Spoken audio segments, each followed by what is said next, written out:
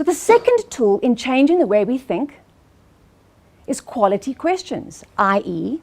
coaching. It's what you do. Every day you work with people to shift their behavior, which will shift the results in their lives, and you're having an impact that you yourself possibly won't even realize or recognize. The third place where we can change behavior is through consequences. Education, quality question, and consequences. The problem is, if we don't own our results, good, bad, or indifferent, we don't learn the lesson.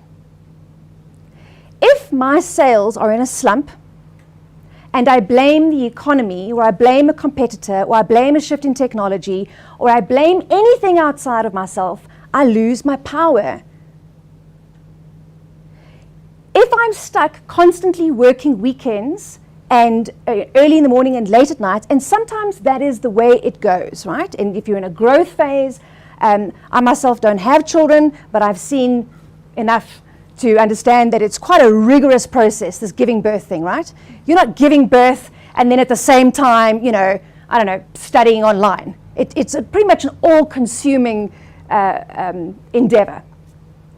And in many instances, you might find yourself in a place where you're building something. Maybe you're building your website, or you're building a marketing funnel, or you're building your collateral and your proposal. You're building something, and in that time, your sales will suffer. It's a cause and effect. It's a consequence of diverting your focus. But outside of that, if you find yourself constantly on this hamster wheel, then I want to challenge you to take that as real-world feedback and a result.